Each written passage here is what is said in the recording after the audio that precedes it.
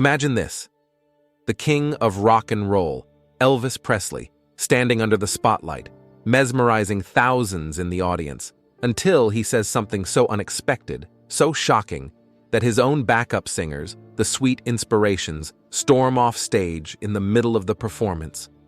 What could Elvis have possibly said to cause such a scandalous walkout? Stick with us as we dive into this unforgettable moment, uncovering the words that sparked the chaos, the tension that followed, and the dramatic fallout from that one night fans could never forget. In the 1970s, Elvis Presley's concerts were nothing short of electric. With his iconic style and magnetic stage presence, he commanded attention like no other, mesmerizing fans with every move and note. When Elvis took the stage, the world seemed to stop. Crowds roared, lights glistened, and the energy was palpable. His band and backup singers, especially the Sweet Inspirations, were not just part of the show. They were part of Elvis's world, trusted companions who brought harmony and soul to his music. However, behind the glamour and camaraderie was a complex, sometimes turbulent dynamic that simmered beneath the surface, as the pressures of fame and Elvis's unpredictable behavior added layers of tension to their otherwise close-knit bond.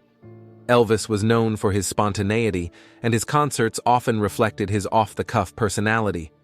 He loved to banter with the crowd, to tell stories, and occasionally to make a jab or joke about those around him. For many, these moments added to his charm. They showed a raw, unfiltered side of Elvis that fans loved. But there was a flip side. Sometimes his humor wasn't so lighthearted. There were times when his remarks grew pointed and stung those around him. As much as fans admired his humor, those on stage with him were occasionally left feeling the sting of his cutting words. It was a risk they all took every time they joined him under those blinding lights, where they never knew quite what he might say. This unpredictability made each performance thrilling, yet it also created tension within his inner circle. With his charisma and commanding presence, Elvis could make or break a moment with a single comment, and his backup singers knew it well. What they didn't expect, though, was just how far he would go one particular night, pushing the boundaries of humor into something far more personal and uncomfortable. What exactly did he say?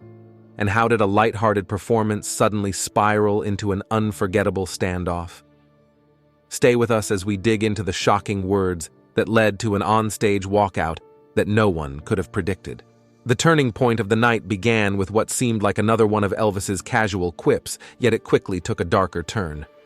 During the performance, Elvis made a string of remarks aimed directly at his backup singers, the Sweet Inspirations. What started as a playful tease quickly shifted to something more pointed and uncomfortable. With a smirk, Elvis joked to the audience that he could smell green peppers and onions coming from the stage, suggesting that his backup singers had been eating catfish. The comment hung in the air, both shocking and confusing the crowd. For the Sweet Inspirations, however, it was painfully clear. This wasn't just a joke. It was a public dig that left them feeling humiliated in front of thousands. For Estelle Brown, one of the Sweet Inspirations, the remark cut particularly deep. She lowered her head, visibly embarrassed, hoping the moment would pass quickly. But rather than let it go, Elvis zeroed in on her reaction, his tone taking on an edge. The fact that she looked away seemed to only provoke him further, as he called her out from the stage, urging her to lift her head or face his wrath. The more she withdrew, the more Elvis pressed, creating a moment of palpable tension that was impossible to ignore. The crowd watched, captivated, yet uneasy, as the moment spiraled from an uncomfortable comment to something far more intense. What would the Sweet Inspirations do next? And how far would Elvis go? The standoff was just beginning, and it was clear that this night was about to take a turn no one could have anticipated. As the tension mounted on stage, Elvis, visibly irked by Estelle Brown's refusal to meet his gaze, decided to escalate the moment in a way that stunned everyone in the audience. With his voice carrying across the packed venue, he issued a public warning that sent a chill through the air. He told Estelle he would kick her if she didn't look up. The crowd fell silent.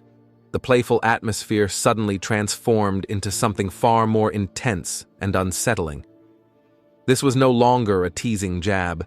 It was a direct challenge, a raw display of power that put Estelle and the other singers in an impossible position. For the sweet inspirations, it was the breaking point, a line crossed that they could no longer ignore. Estelle, unable to endure the humiliation any longer, made a bold decision. She turned and walked off the stage, leaving Elvis standing there in disbelief. But she wasn't the only one who felt the sting of his words. Almost immediately, Kathy Westmoreland and Sylvia Shemwell followed suit, stepping away from the spotlight, one after another, leaving only Myrna Smith beside him. Elvis was left on stage, facing the audience, with his backup harmonies shattered and his once powerful ensemble reduced to a single voice. The silence of their departure echoed through the venue, a powerful statement that left everyone watching breathless. How would Elvis respond to this rebellion on his own stage? And would he be able to regain control of the night after this dramatic turn? The spotlight now rested solely on him, with everyone holding their breath to see what he would do next. The aftermath of the walkout was tense and chaotic. Backstage, Elvis was fuming, his pride wounded and his temper flaring. Rather than considering the impact of his words or the pain he'd caused, he dug in his heels, refusing to apologize or acknowledge the singers' concerns. To him, they had crossed a line by walking off during his performance, a move he took as a personal betrayal. Dismissing their feelings outright, he brashly suggested that he could carry on the show without them. "Who needs the sweet inspirations?" he scoffed. "I'll just do it with Myrna." Elvis's anger was as palpable as his unwillingness to compromise, and those close to him could see that any attempt to reason with him would be met with resistance. Amid this turmoil, Jerry Schilling, a loyal member of Elvis's Memphis Mafia, stepped in, hoping to defuse the situation. Jerry knew Elvis better than most, understanding both his charm and his darker moods. Trying to bridge the divide, Jerry approached Elvis, urging him to see the singer's perspective and suggesting a simple apology to smooth things over. But Elvis wasn't ready to concede. He saw their walkout as an affront to his authority and was determined not to back down. Jerry, realizing the difficulty of the task, was left in a difficult position, torn between loyalty to his friend and a deepening rift within Elvis's inner circle. Would Elvis let go of his pride long enough to make amends, or was this the beginning of a deeper fracture among those closest to him? The resolution was far from clear, leaving everyone on edge as the tension continued to simmer backstage. Eventually, Elvis's anger began to cool, and he realized the damage that his harsh words had caused. Despite his legendary stubbornness, he knew he couldn't let this incident tear apart his relationship with the sweet inspirations. They were more than just backup singers. They were an integral part of his sound, his onstage presence, and, in many ways, his family. After some time and likely some reflection on Jerry Schilling's advice, Elvis swallowed his pride and extended an apology. He reached out to the singers, acknowledging the hurt he'd caused and expressing his regret for the way things had unfolded. It was a rare moment of vulnerability, one that finally convinced the sweet inspirations to return to the stage with him. The reconciliation wasn't instant, but Elvis's heartfelt apology was enough to begin mending the fractured trust. Though they returned, the impact of that night lingered, casting a shadow over Elvis's bond with his band and backup singers. The incident had exposed the cracks beneath the surface, highlighting the strain of his escalating fame and the pressures that came with his turbulent personal life.